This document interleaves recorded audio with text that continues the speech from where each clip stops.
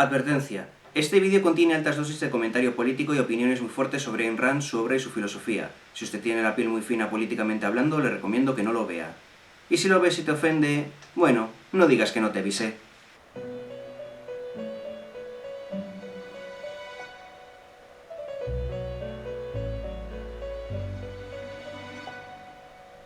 ¡Ah! ¡Hola!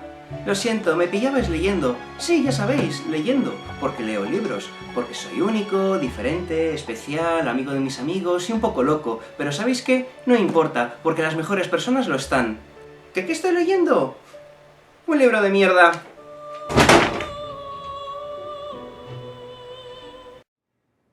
Ladies and gentlemen, Mr. Thompson will not speak to you tonight. His time is up. For years you've asked, who is John Galt? You've asked that question in despair and resignation as factories closed, goods became scarce, jobs disappeared. You have asked that question without expecting an answer. I'm here to answer it. This is John Galt speaking. ¿Quién es John Galt? Esa es la pregunta que mueve gran parte de la trama del libro La rebelión de Atlas, el famosísimo manifiesto liberal de más de 1200 páginas escrito por la filósofa y activista política Alisa Zinonievna Rosenbaum, más conocida como Ayn Rand. Alisa Rosenbaum, reconocida como la madre de la corriente objetivista, fue una mujer rusa a la que, durante la Revolución de Octubre de 1917, le fue confiscada la farmacia de su padre por los bolcheviques y huyó a Estados Unidos, donde inició una nueva vida bajo el nuevo nombre de Ayn Rand. Rand, llena de rencor y amargura por sus experiencias, fue ideando a lo largo de los años una nueva filosofía en la que el capitalismo más exacerbado tendría que controlar las vidas de todos los individuos de la sociedad. Para ello comenzó a escribir varios libros, entre los que destacan El manantial y La rebelión de Atlas, las versiones novelizadas más importantes de sus manifiestos. La idea clave tras su obra es que se trata de una literatura del odio y el fanatismo cargada de ideas revanchistas en la que distingue a la sociedad en dos categorías: los emprendedores, poseedores de grandes capitales y medios de producción, y los parásitos o los saqueadores, que son todos los demás. O en otras palabras, si no eres el heredero de una gran fortuna hecho a ti mismo, heredero pero hecho a ti mismo, eres un parásito. Lo siento, irremediablemente eres un parásito. Por lo general, las situaciones que se dan en la literatura randiana vienen a ser aquellas de grandes emprendedores o de personas de altas capacidades cuyas vidas se ven trucadas a causa de incompetentes y otros aprovechados que se les oponen para que ellos triunfen sobre la adversidad, en una parábola nada sutil sobre que el poder del capitalismo lo puede todo. Más concretamente, La rebelión de Atlas es un ladrillo que trata sobre dos personajes: Dani Taggart, heredera y copropietaria de la empresa de ferrocarriles Taggart, y Han Rerden, un ingeniero dueño de una acería que inventó la aleación de un metal milagroso a la que llamó Metal Rerden. Estos dos personajes viven en una distopía en la que los parásitos, según Rand, gobiernan el mundo con políticas en beneficio de la sociedad y en detrimento de los grandes capitales. ¿Dónde se ha visto eso? Pero eso no es todo, porque Dani y Rerden deben hacer frente a sus respectivos problemas en la forma de empresarios incompetentes y gobiernos corruptos respectivamente que harán todo lo posible para obstruir sus logros. Pero será la llegada de John Galt, un mesías de los medios de producción, cuando se les ofrezca la solución final: viajar con él a un lugar apartado del mundo en el que llamó Atlántida, en donde ha reunido a las mentes más preclaras del mundo para vivir en una sociedad perfecta en pos del colapso de la civilización de los parásitos. La idea principal es que si el mundo está gobernado por parásitos, pero estos no tienen a nadie a quien parasitar, es decir, a nadie útil del que aprovecharse, la sociedad colapsaría de la misma forma que si el titán Atlas que sostiene el mundo bajo sus hombros nos abandonara. Vamos, que el planeta estaría jodido. Y así es como fue. Dani y Rerden viven felizmente, el mundo colapsa por sobrecarga de incompetentes y John Galt saca un discurso de 50 y pico páginas para autoensalzarse y restregarle al resto del mundo su victoria. Fin. Sí, 50 y pico páginas el discursito de marras. Para nada Ayn Rand metiéndote a mazazos su ideología. Y si algo de lo que he dicho suena nervioso, que estáis de suerte. Pero vamos a eso dentro de un rato. Y es que Ayn Rand era un meme andante. Sí, tal cual, como lo oís. De hecho, prefiero recordarla como tal porque era una persona tan ridícula que decidí desde el primer momento tomármelo a risa, porque si no habría acabado muy cabreado. Ayn Rand tiene ese don. Resulta que, tras haber emigrado a los Estados Unidos, vivió varios años de su vida de dinero de amigos y conocidos, deudas que nunca pagó, y trabajando por puro enchufe, principalmente como extra en la película de Cecil B. DeMille, Rey de Reyes. Durante todos estos años escribió sus manifiestos liberales, de entre los que destacaba un fuerte deseo de, irónicamente, exponer y purgar la sociedad de parásitos, así como promover el egoísmo racional, el individualismo y el antialtruismo. Sí, la misma mujer que se pasó años viviendo de otros y trabajando por enchufe sin dar nada a cambio ni devolver ningún favor. Afortunadamente, ninguna editorial aceptó sus tochos y su carrera como escritora / proliferadora del odio iba a quedar ahí estancada. Pero como vivimos en un universo tan desconcertante, un psiquiatra llamado Nathaniel Branden se inspiró tanto al leer estos libros que no solo abrazó el objetivismo para usarlo en su trabajo modo de terapia, sino que, cuando las ventas de la rebelión de Atlas subieron como la espuma gracias a las ideologías liberales de la Guerra Fría y las crecientes dictaduras de derechas de Sudamérica, fundó el Instituto Nathaniel Branden para extender y promover la palabra de Rand. Para nada como una secta, ¿eh? Pero el idílico sueño terminó cuando Rand descubrió que Branden le ponía los cuernos y decidió defenestrarle para destruir la organización bajo el argumento de que él no estaba cumpliendo la norma objetivista de ser frío, neutral y no dejarse llevar por las emociones. Ella ya le estaba poniendo los cuernos a su marido con el propio Nathaniel y no dejaba de ser un títere para promocionar sus ideales. ¿Pero él ponerle los cuernos a ella? Pero el daño ya estaba hecho, y los ideales de Rand quedaron enquistados en el consciente colectivo de la sociedad occidental. Entre otras, gracias a los círculos pajilleros que solía montarse la mujer en la forma de reuniones intelectuales que atraían a gente tan mentalmente estable y tan poco dañina como, por ejemplo, el economista Alan Greenspan, uno de los instigadores directos de la crisis de 2008, la cual llevamos sufriendo camino de 10 años, porque particularmente fue él quien dio carta blanca a los bancos para que iniciaran sus corruptelas. ¡Vamos! ¡Casi nada! Pero como los bancos siguen ganando dinero a las puertas a pesar de todo, no hay ninguna crisis. Las maravillas del objetivismo y el laissez-faire, señores. ¿Que no llegas a fin de mes? Pues te jodes no haber sido tan parásito. Como veis, la señora era perita y con una filosofía on point. El objetivismo y el anarcocapitalismo que se desprenden de ella son el Scottie Pippen de la risión. Bajo el principio de la no contradicción, que se resume básicamente en un si ves una contradicción en lo que digo es porque tienes que revisar tus preceptos, algo así como el chequea tus privilegios de Tumblr pero en facha, Rand nos propone en la rebelión de Atlas una masterclass del cuñadismo político, económico y social que harían temblar a Bertín Osborne. Todo ello bajo el leonino intercambio inicial de si aceptas mis conclusiones te doy mi argumento. La rebelión de Atlas es un libro extremadamente manipulador que utiliza el recurso narrativo de la victimización gratuita de los protagonistas para alcanzar la mayor cantidad de empatía con el lector mediante unos arquetipos de buenos que son muy buenos y malos que son muy malos. Y es que los personajes que aparecen en este libro no son personajes, son arquetipos. Aquí quien no es una Marisú o un Garistú en los casos de Dani Tagar o Rerden respectivamente, es un vil villano que come cachorritos por la mañana y roba caramelos a los niños mientras se retuerce el mostacho por las tardes. Asimismo, la psicología del libro y por extensión la filosofía randiana opera bajo los preceptos de la megalomanía y otro de la audiencia imaginaria. Para que lo entendáis, la megalomanía viene a ser el comportamiento egocéntrico en el que el sujeto cree que todo lo que hace despierta interés, mientras que el de la audiencia imaginaria es un pensamiento por el cual el sujeto se piensa que todo lo que hace es criticado por otros incluso aunque no sea así. ¿Y qué se junta cuando mezclamos esos dos aspectos? El típico comportamiento adolescente del yo contra el barrio. Esa sensación que todos hemos tenido de que vivimos rodeados de imbéciles o incompetentes y que si nosotros no hacemos las cosas, nadie las hará bien. Todo ello para intentar vendernos una mentalidad psicopática en la que el egoísmo y el darwinismo social se dan de la mano en un delirio sobre que ayudar a los demás es una mierda y que quien se deja ayudar es un parásito. O al menos hasta que te detectan un cáncer y decides cambiarte de nombre para que te operen en la seguridad social. Vamos, que en casa del herrero cuchillo de palo, y que mucho egoísmo, mucho anarcocapitalismo y mucho darwinismo social, pero la amiga Ayn Rand es de las que son ateas hasta que se cae el avión. Este libro realmente es un método de manipulación que si no da miedo, da risa, y que les recomiendo totalmente de leer. Y no es que nadie vaya a coger un tocho de 1200 páginas para leerlo así como así, gracias a Dios. Pero si lo hacéis, id con una autoconsciencia, un criterio y un conocimiento literario previo, porque si no sabéis a lo que vais, la primera lectura es la que más os va a convencer. Y una vez que os ha convencido, no hay marcha atrás. Este libro no hay por dónde cogerlo y realmente es disfrutable si te lo tomas con humor. Yo verdaderamente me he reído mucho con él y de lo mal escrito que está en todos los sentidos. Vamos, que en calidad viene a ser uno de los peores libros que he leído en toda mi vida. Pero el quid de la cuestión es que si vais a leer algo como esto, sabed primero que vais a lo que vais. Siendo así, os dejo una cita del Premio Nobel de Economía Paul Krugman que resume la rebelión de Atlas de una forma muy sucinta. Hay dos novelas que pueden cambiar la vida de un chaval de 14 años que se dedica a devorar libros, El Señor de los Anillos y La Rebelión de Atlas. Una es una fantasía infantil que normalmente suele engendrar una obsesión enfermiza con héroes increíbles que termina degenerando en una madurez emocionalmente dañada y socialmente inválida, creando un ser incapaz de relacionarse con el mundo real. En la otra novela, por supuesto, hay orcos. Con todo esto de contexto, ha llegado la hora de centrarse en el asunto de la cuestión. Y es que, como veis, Ayn Rand ha sido un personaje de fondo muy influyente en la historia del pensamiento occidental. Y comprender su obra significa comprender qué leches le pasa al mundo actual en el que vivimos y en qué piensa la gente que nos gobierna. Pero este vídeo no va a tratar de eso, sino que, siendo Rand un personaje tan influyente como el que ha sido, es normal sospechar que su influencia haya alcanzado la cultura pop y los medios de entretenimiento. Y vaya si lo ha hecho.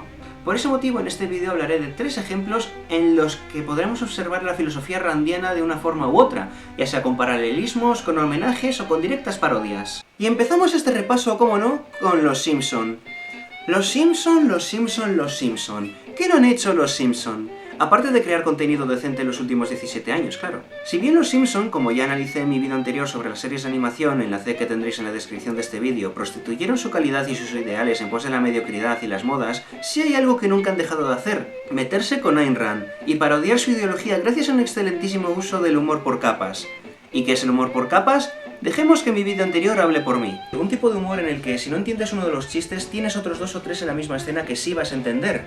Es más, una de las maravillas del humor por capas es que aumenta la vida útil de la serie cuantas más veces se vea, ya que existe todo un valor intrínseco en el hecho de que cuanto más crezca uno, más elementos podrá descubrir. En primer lugar, tenemos el episodio de la 4ª temporada, Un tranvía llamado Marge, en donde Marge deja a Maggie en una guardería mientras ella se va a ensayar una obra de teatro. ¿Y en qué guardería la deja? Eso es, en la guardería Ayn Rand. Esta puede que sea una de las escenas más conocidas de todos los Simpson y su uso más soberbio del humor por capas, ya que aquí el humor actúa en 3 niveles, de los cuales 2, las referencias a La Gran Escapada y Los pájaros de Hitchcock, son las más conocidas, ambas muy reconocibles para que los espectadores no se vayan con las manos vacías. Pero ninguna de las 2 referencias son el chiste principal aquí, sino que son lo secundario. ¿El chiste principal? Ayn Rand, of course. En primer lugar, tenemos a la directora de la guardería, la señora Sinclair, quien no solo se da un aire a Rand, sino que ve a los niños de la siguiente forma. Maggie es alérgica a la compota de peras y se toma un biberón de leche templada antes de la siesta. ¿Un biberón? Señora Simpson, ¿sabe lo que dice un bebé cuando pide un biberón? ¿Vive? Dice, soy un parásito. Nuestro objetivo es desarrollar el biberón interior. Pero eso suena muy duro. Señora Simpson, no le digo esto por darme pisto, pero somos la única guardería de la ciudad que no está siendo actualmente investigada por el Estado. Oh, pórtate bien, Maggie. Si os fijáis, esto viene a ser la filosofía objetivista de Rand, que el ser humano, independientemente de su edad o sus capacidades, o es un triunfador que sabe hacerlo todo o es un parásito. Y para esta mujer, Maggie es lo segundo por no haber desarrollado aún su biberón interior. En este breve intercambio de diálogo ya se nos presenta todo lo que debemos saber de este sitio y lo mal que lo va a pasar Maggie, quien acaba de entrar en un mundo de auténtico darwinismo social. Pero ahí no acaban las referencias. Maggie intenta luchar contra ese sistema intentando recuperar su chupete cuando el poder establecido le dice que debería estar durmiendo y no lo consigue, por lo que es castigada. Y claro, este autoritarismo que no gusta a ninguno de los niños es justo lo opuesto a lo que aboga Rand e irónicamente el sistema que ella misma defendía. Pero será la siguiente escena, la escena que nos suena más por La Gran Escapada, cuando los guionistas se superan. Básicamente, Maggie forma una revuelta en la forma de que los bebés la ayudan a infiltrarse en el despacho y conseguir las llaves de la taquilla para que todos consigan los chupetes. Pero es precisamente la rebelión de un individuo contra el sistema con ayuda de otros iguales como Maggie lo que consigue colapsar la guardería. Partiendo de esto, los Simpson parodian el argumento de la rebelión de Atlas y lo vuelven en contra de su autora. Maggie forma una rebelión silenciosa de la misma forma que John Gall organiza su huelga intelectual a espaldas de una arbitraria e injusta autoridad, la señora Sinclair, que es el reflejo de Rand, y logra colapsar la guardería de la misma forma que John Gall hunde el mundo de los parásitos para formar una nueva era. En pocas palabras, Maggie, considerada un parásito en una sociedad randiana, se marca un John Galt. Y no salimos de la guardería en Rand, pues el siguiente paso por este recorrido transcurre en el corto de animación El día más largo de Maggie. Aquí, si bien tenemos un auténtico océano de referencias y parodias a Ayn Rand, voy a centrarme más en la trama. De nuevo, Maggie vuelve a ser la protagonista, y esta vez su aventura consiste en proteger a una mariposa de Geralt, el bebé de una sola ceja que ha hecho su misión en la vida aplastar al bicho. Partiendo de lo que sabemos de todos los años que hemos vivido con los Simpson, sabemos que Maggie es una niña prodigio marcada por continuas negligencias familiares que no hacen sino estancarla y encasillarla bajo la imagen de un bebé normal o incluso inferior a la media. Maggie encuentra la belleza de la oruga en medio de un mundo gris y deslustrado, y Geralt la antagoniza de inmediato. Geralt siempre fue una especie de archienemigo de Maggie en la serie, pero por lo demás no deja de ser un bebé normal y corriente. Volviendo a la parábola randiana, la relación entre Maggie y Geralt me recuerda a la relación entre Danny Taggart y su hermano James. James es el auténtico dueño de la empresa de ferrocarriles de la rebelión de Atlas, pero realmente es Danny quien lleva las riendas por ser la única persona capaz de salvarla en compañía de las continuas meteduras de pata de James. ¿Y qué hace James a cambio? Antagonizarla todo lo que puede. A lo largo del libro, James conspira de diferentes maneras formas en las que puede hundir a su hermana, que no hace más que salvar a la compañía, y sin darse cuenta de que su propia incompetencia es lo que está matando a la empresa. Pero, por supuesto, James siempre fracasa en sus planes y Dani gana. La mariposa del corto no es que tenga importancia para la guardería, pero sí es algo que la niña quiere proteger y el niño destruir de la misma forma que los Taggart pugnan por una empresa de ferrocarriles. Y mientras Maggie protege la mariposa de la misma forma que Dani protege la compañía, Geralt solo busca aplastarla para sentirse bien consigo mismo de la misma forma que James desea hundir a su hermana para poder mirarla por encima del hombro sin darse cuenta de que, sin Dani, Ferrocarriles Taggart terminará de hundirse. Finalmente, Maggie engaña a Geralt para salvar a la mariposa a costa de que públicamente la victoria ha sido de Geralt hasta darse cuenta más tarde y en secreto de que ha sido engañado. Y es que Dani debe sacrificar mucho más que su imagen pública si quiere que el patán de su hermano no le lleve a la ruina. El último ejemplo de los Simpson lo encontramos en el episodio de la 20ª temporada 4 grandes mujeres y una manicura, también conocido como ¡Oh, Dios mío! El capítulo en el que Maggie habla por primera vez, a pesar de que haya un capítulo que literalmente se llama la primera palabra de Maggie. La última de las historias viene a ser una parodia del Manantial, un libro que se podría resumir en palabras de Lisa como ¡Uy, el manantial! Mamá, ese libro no es la Biblia de la gente de derechas fracasada. La trama es sencillita y no hay mucho que explicar. Maggie encarna el personaje de Howard Rourke, un arquitecto que es el Scottie Pippen de diseñar edificios, lo que horroriza a un establishment estancado en el tradicionalismo y la mediocridad, y que hace todo lo posible para hundirle. Maggie provoca al profesor que está a cargo de ella para demostrar que no va a dejar que otros la estanquen, una versión mucho menos radical que Rourke poniendo una bomba en uno de sus edificios, pero que igualmente la lleva a juicio. Allí, Maggie adapta el discurso del arquitecto sobre no dejarse llevar por la mediocridad y termina la historia. Sin embargo, la acidez viene justo después, cuando Marge regaña a Maggie por pintar La noche estrellada de Van Gogh con pintauñas sin darse cuenta ni reconocer que es un cuadro del artista neerlandés. Marge misma fue la que contó la historia de Maggie y Rourke para poner los talentos de su hija menor por las nubes, pero es una ironía brutal que ni ella misma sea capaz de reconocer que su bebé ha creado en condiciones limitadas uno de los cuadros principales del posimpresionismo, casi como dejando claro que los que usan positivamente los mensajes de Ayn Rand son todos unos mediocres que no saben de lo que hablan. Y esas no son todas las pollitas que hicieron los Simpson contra la filosofía de palo de Ayn Rand, pero sí son las 3 ejemplos que hemos visto todos y que resumen precisamente lo que mejor siguen haciendo los Simpson hoy en día. Ahora pasamos al ojito derecho de comiqueros y frikis autoproclamados, el universo cinematográfico de Marvel, en concreto la figura de Tony Stark. Esto va a ser cortito porque no hay otra forma de decirlo, pero Tony Stark no es que sea solo un garisto insufrible, sino que es paso a paso y palabra por palabra el personaje de Francisco d'Anconia en la rebelión de Atlas. Para que lo entendáis voy a haceros una breve descripción del señor d'Anconia. D'Anconia es el heredero de la fortuna de un magnate cuya empresa nunca ha conocido la escasez. Playboy multimillonario es un empresario de éxito que rara vez se le ve en su despacho porque está demasiado ocupado triunfando en la vida y derrochando dinero a expuertas con el fin de tapar un oscuro secreto, principalmente de sus enemigos.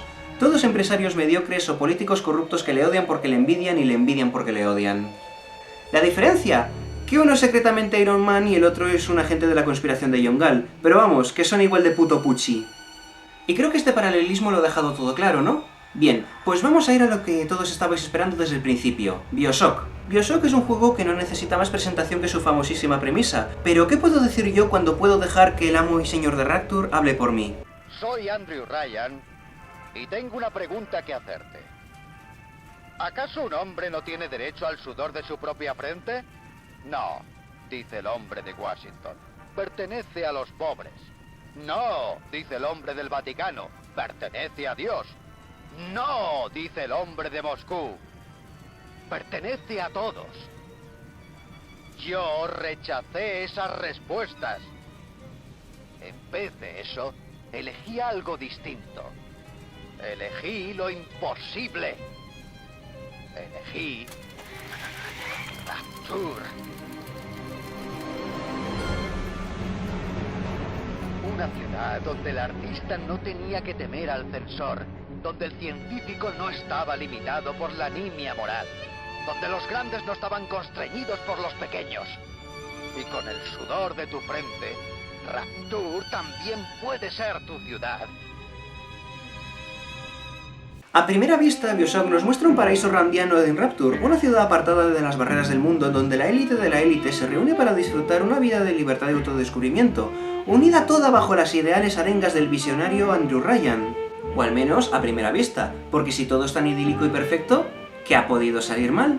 La respuesta que parece escapárseles a muchos es que BioShock es una crítica a la filosofía randiana tan devastadora que, irónicamente, solo ha tenido que demostrar la consecuencia lógica de una sociedad basada en esos principios en un mundo en el que las acciones de uno tienen consecuencias.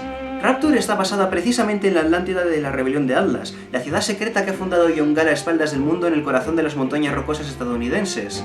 Y dejad que os diga que a partir de aquí es cuando el libro se pone más febril que de costumbre.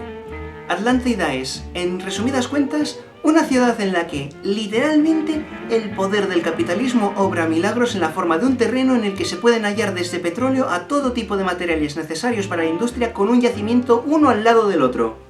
Aparte, se trata de un terreno tan fértil en el que da igual si plantas patatas o trigo, que vas a tener las mejores cosechas de la historia. En las montañas rocosas. Y además, en Atlántida, el Edén del capitalismo, la élite que vive ahí tiene total libertad para construir y crear lo que quieran sin ningún tipo de restricción, todo vinculado a un flujo de dinero propio de la ciudad y estancado debido a que ese dinero ni sale del exterior ni existe una inversión de fuera adentro. Vamos, lo que viene a ser pasarse por el forro de los huevos cualquier noción de economía, agricultura, geografía, geología, biología, todo. Todo, pasarse por el forro de los huevos, todo. Como os podréis imaginar, Atlántida es un paraíso solo existente en un mundo de fantasía, sin ningún tipo de restricciones, que, además, se autorregula de forma mágica debido a que las consecuencias negativas de tus actos solo existen en la literatura randiana si no eres un triunfador de la vida. ¿Y qué es lo que pasó en Rapture? Pues pasó lo que tuvo que pasar. Que en un ambiente realista ese sistema es imposible que nada funcione. Una sociedad basada en el estancamiento es imposible que crezca, así como que es imposible tener una total libertad sin chocar con las libertades de otros. Al igual que es imposible una sociedad en la que solo existe la élite, porque, en resumidas cuentas... Esos pobres diablos. Vienen a Rapture creyendo que van a convertirse en magnates de la industria.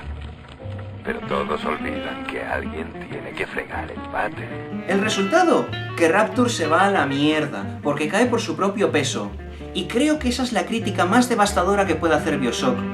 El ser el efecto de la causa, la respuesta lógica al planteamiento de un mundo ideal y mágico en el que las acciones de unos no tienen consecuencias. Por eso me hace mucha gracia cuando oigo casos de gente real que se dejan llevar por las arengas febriles de Andrew Ryan y piensan que el liberalismo es el mejor sistema, aun jugando en un escenario en el que el liberalismo ha acabado con una ciudad entera. Que a ver, no es tan difícil, que la buena gente de 2K Games hizo un trabajo enorme para que se notaran las referencias.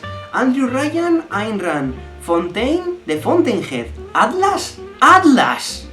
Y ya, cuanto menos hablemos de las cadenitas del autismo, mejor. Es más, una vez me contaron de uno que tenía tatuadas las cadenitas del autismo en una muñeca y en la otra el lema de Rapture. ¡Toma, principio de una contradicción! Por eso, desde aquí, quisiera mandar un mensaje a todas aquellas personas que dicen que BioShock les abrió los ojos políticamente y que han abrazado el liberalismo gracias a él. Si has jugado el BioShock y te has hecho liberal, eres tonto. ¡Tonto! ¡Más que tonto! El caso es que, con estos tres ejemplos, he querido demostrar que, aunque Ayn Rand ya no esté con nosotros, afortunadamente, su filosofía ha sobrevivido hasta el día de hoy y se ha convertido en una influencia omnipresente en nuestra sociedad y cultura. Por supuesto, me dejo en el tintero infinitud de ejemplos, como el dibujante de cómics de Marvel Steve Ditko, el artista ocasional y filofascista a tiempo completo Frank Miller, o la serie de televisión Mad Men. Pero quería que estos tres ejemplos fueran la punta del iceberg de hasta dónde puede llegar la filosofía randiana y cómo influye en nuestras vidas de una forma u otra. Y es que la fórmula del éxito de Rand es hablar a los deseos de sus lectores, de hacerles creer que cualquiera puede aspirar al éxito si trabajan duro y mandan a la mierda a los demás mediante promesas religiosas disfrazadas por argumentos lógicos. Pero ¿qué es el objetivismo sino una religión no secular? Y no solo el objetivismo, sino que cualquier ideología política es ya una religión no secular. Hasta la filosofía misma es una colección de religiones no seculares, se llamen sus líderes como se llamen, ya sean Ayn Rand, Platón, Kant, Nietzsche o Voltaire. O sea, ¿de qué nos sorprendemos? Y por último, en cuanto a la rebelión de Atlas, aquí les dejo una conclusión. Sí, al principio me hacía feliz aprender a leer. Me parecía emocionante y mágico, pero luego leí esto. Atlas encogido, de Ayn Rand. Me leí hasta la última página de esta basura, y por culpa de esta... ¡No quiero volver a leer! ¡Que viva McReady! Soy Eric Weisman, y recordad, si no estáis de acuerdo conmigo, revisad vuestros preceptos. I say that man is entitled to his own happiness and that he must achieve it himself, but that he cannot demand that others give up their lives to make him happy, nor should he wish to sacrifice himself for the happiness of others. I hold that man should have self-esteem. And cannot man have self-esteem if he loves his fellow man? Christ, every important moral leader in man's history, has taught us that we should love one another. Why then is this kind of love in your mind immoral? It is immoral if it is a love placed above oneself. It is more than immoral, it's impossible. Because when you are asked to love everybody indiscriminately, that is to love people without any standard, to love them regardless of whether they have any value or virtue, you are asked to love nobody. But in a